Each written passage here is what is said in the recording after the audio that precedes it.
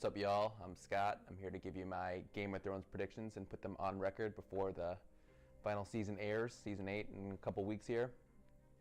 And to start, I need to really be clear what I mean by prediction, and specifically, I want to differentiate it from what I would call just shot-in-the-dark gambles that I see on the internet, like really wild, out-of-the-wall series or theories that like make some sense within the series, but you really don't have any good reason or justified reason for being able to saying that that's going to happen or not.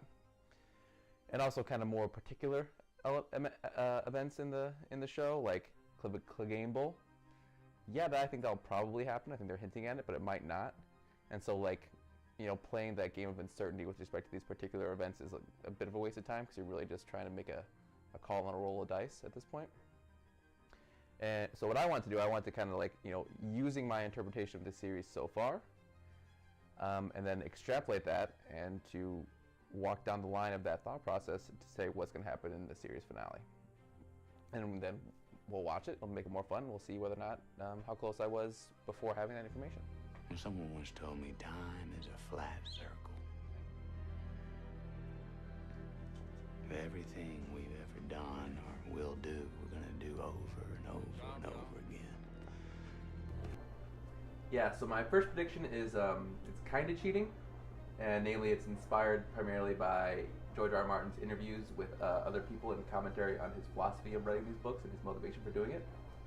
And namely, he kind of wanted to differentiate himself from people like Tolkien, which is with respect to his philosophy of fantasy and the universe that it exists in.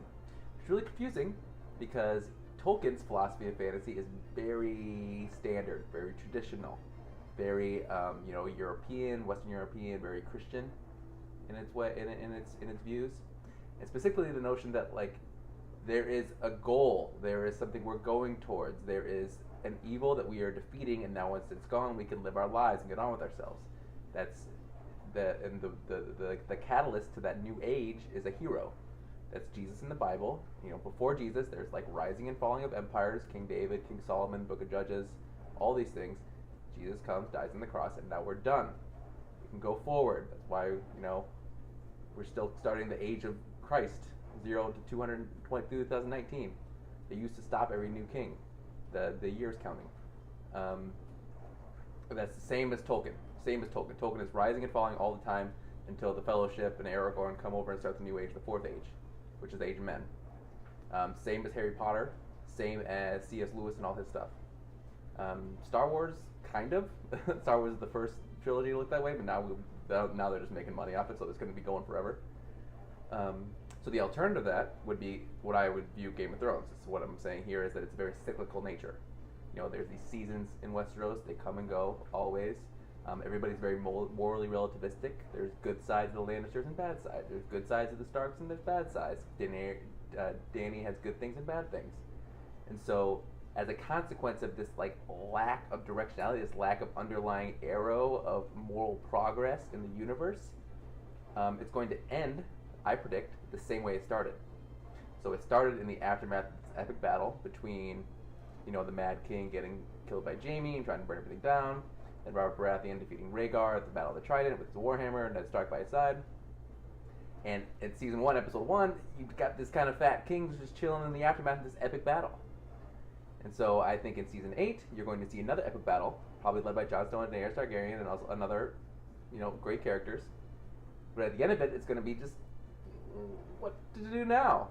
Specifically, it's not going to be the start of a new age where evil is done and we're good forever. It's probably going to be some remnant of an evil left over, planting the seed for the next winter to come, and it'll all happen again. And people will think that Jon Snow is the prince that was promised the last hero, but really, there's going to be another one, and it's just going to keep going.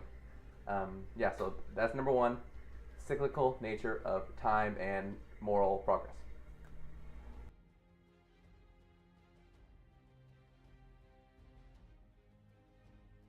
My second prediction is about probably my favorite character, Bran Stark. And when you think about, so what's super fun about these books and the show is that you get the sense as a viewer or reader that you don't know shit. There's a whole bunch of stuff going on in this world, but you're just learning stuff, and so it's a real page turner.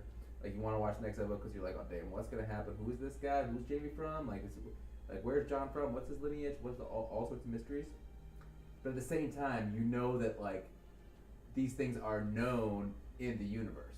Like Varys knows everything, or the Green Seer now with going to be Bran Stark. He's gonna figure out all this stuff, and so there's like this imbalance in knowledge, or epistemic imbalance, or something like that, where it puts you in a really like fun spot where it's like kind of like a murder mystery unfolding. And so my second prediction, is that Bran, who is like becoming this like omniscient Green Seer type three-eyed raven person, not only is he going to reveal the stuff that we already know, like Jon Snow and Jon Snow's lineage, there's going to be something else. Like there's going to be some deep shit that like not even the Maesters know, not even Varys knows. Only Bran like sees this vision, and it's going to be like, damn, crazy. Like something about the end of the world, something about, I don't know, something crazy. It could be like, back to my previous prediction, like how this is all going to happen again, so like way up in the future where he's like, you have to do this because otherwise everything will go to shit, so blah, blah, blah. So something probably about the future that no one else in the universe knows, even though everybody in the universe thinks they know everything, is going to be revealed to Bran Stark, and it's probably going to be bad news. That's my second prediction.